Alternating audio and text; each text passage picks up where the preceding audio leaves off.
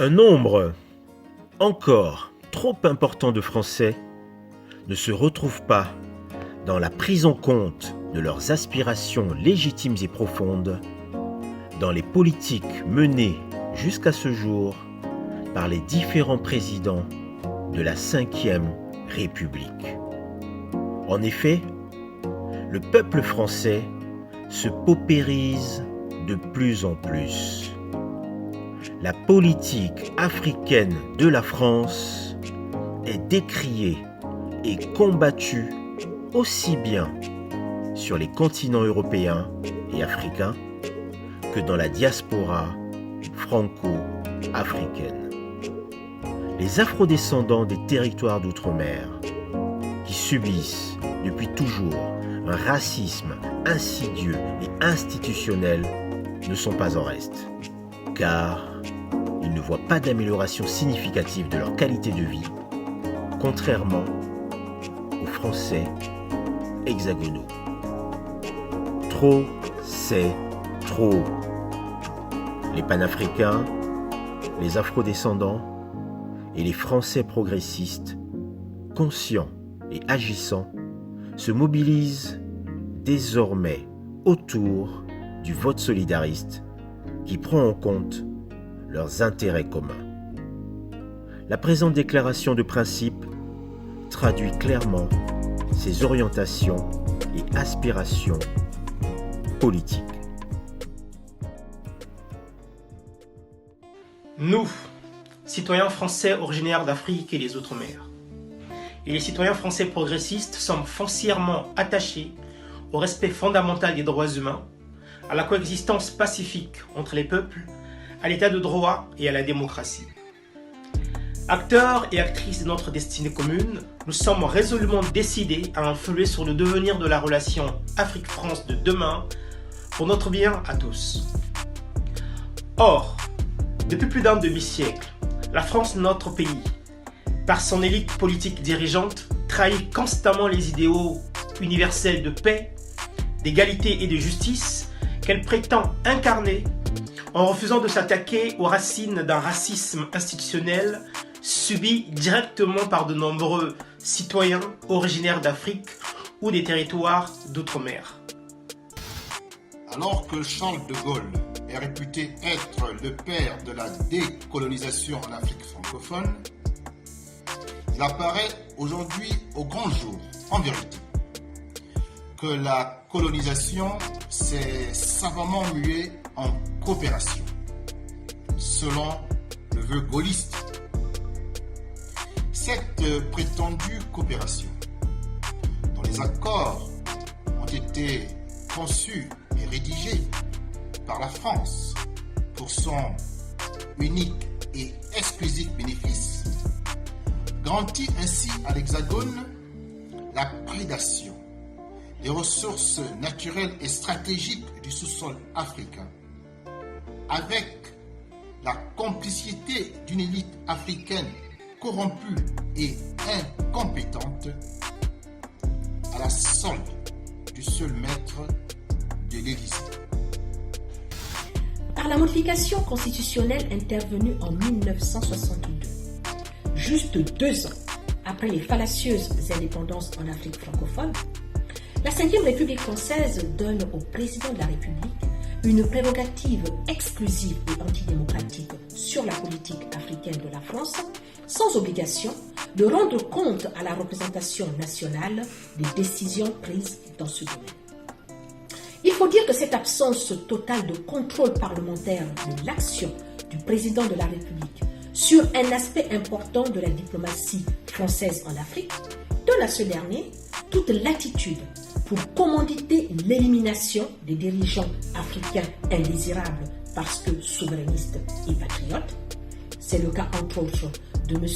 Félix Roland Moumié de l'UPC au Cameroun en 1960 et plus proche de nous, de M. Thomas Sankara du Burkina Faso en 1987. Mais aussi de fomenter des coups d'État et de perpétuer des opérations militaires qui ne visent qu'à s'assurer le contrôle absolu de l'empire néocolonial. en soutenant les dictatures au détriment des peuples d'Afrique, tout au long de ces 60 dernières années, la France, à travers ses gouvernements successifs, a pu exploiter à son profit les richesses africaines et contrôler les économies des pays de son précaré grâce à la monnaie néocoloniale, le franc CFA, qu'elle bat et pilote dans le seul intérêt de l'économie française. Si la grande majorité des Français ignorent ces faits, c'est parce que cela leur est caché par la presse aux mains des multinationales françaises opérant principalement en Afrique et par le pouvoir d'État détenu par une élite politique et économique aux pratiques archaïques attachées à la Ve République française. Fort heureusement, des Français progressistes s'instruisent sur ces importantes questions, œuvrent dans des associations solidaires pour un changement profond et radical des rapports franco-africains en ce début de millénaire. Ces Français progressistes savent que les ventes d'armes, les guerres et les coups d'État perpétrés en Afrique francophone par l'élite politique française sont à l'origine d'un chaos social responsable de la pauvreté qui pousse les jeunes Africains à émigrer vers l'Europe et principalement en France. L'immigration, souvent présentée dans les discours politiques en France comme étant le problème d'une Afrique des incapables qui exporte sa misère vers la France et vers l'Europe, est un artefact politique que les oligarques qui contrôlent les leviers de la puissance publique ont créé pour soustraire à la vigilance des citoyens français et européens la politique d'occupation militaire et de prédation économique que Paris mène dans le monde, particulièrement en Afrique. En réalité, ce phénomène est le résultat du soutien indéfectible de l'Élysée aux dictatures corrompues et disqualifiées d'Afrique francophone. Nous convenons tous que cette immigration est à somme négative.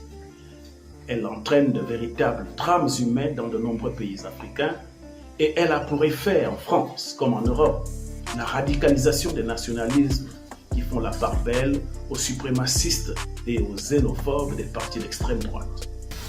La France-Afrique, mise en œuvre par Jacques Foccart, sous l'égide du général Charles de Gaulle, est institutionnellement l'ombre constitutionnelle de la Ve République française, le puissant et redoutable instrument de domination néocoloniale dont les piliers sont les suivants. 1. Les bases militaires. 2. Le franc CFA. 3. L'aide publique au développement. 4. Le soutien aux dictatures france-africaines. 5. Les multinationales opérant dans des secteurs hautement stratégiques comme celui du pétrole, de l'uranium, des transports et de l'armement. 6. L'Organisation internationale de la francophonie. Et enfin 7. L'appareil audiovisuel francophone. Remettre à plat les rapports afro-français dans une nouvelle dynamique, c'est inéluctablement rompre, abolir la France-Afrique et proposer une nouvelle donne plus respectueuse des intérêts de toutes les parties en présence.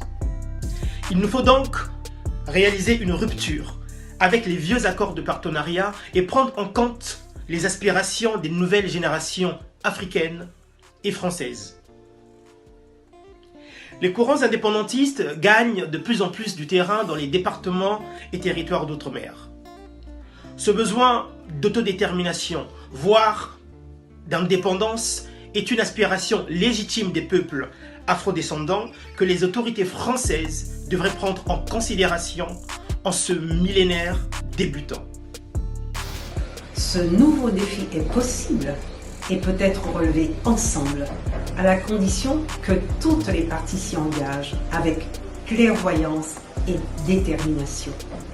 Il ne peut en être autrement, car c'est une exigence cruciale de ce siècle.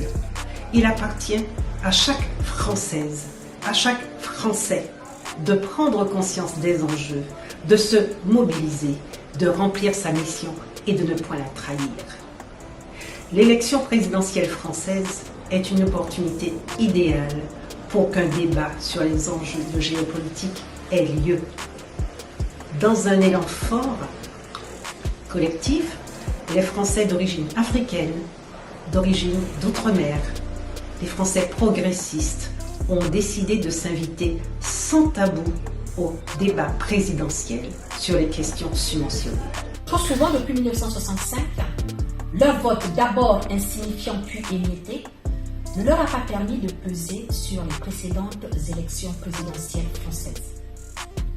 Aujourd'hui, conscientes d'une identité d'aspiration et de destinée commune, elles sont déterminées à organiser désormais leur vote qui se portera sur le candidat ayant présenté un programme prenant dûment en compte les préoccupations susvisées.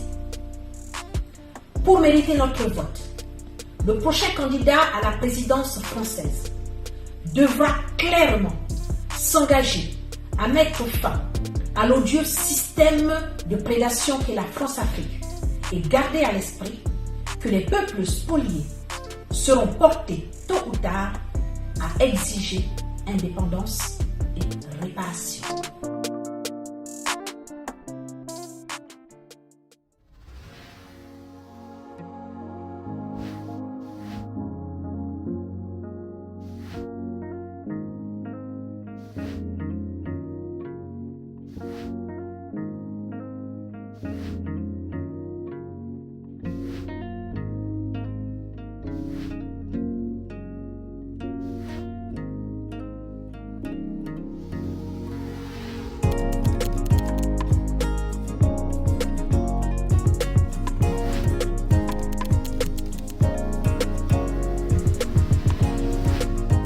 Rejoignez le vote solidariste. Orientons nos voix pour changer la donne.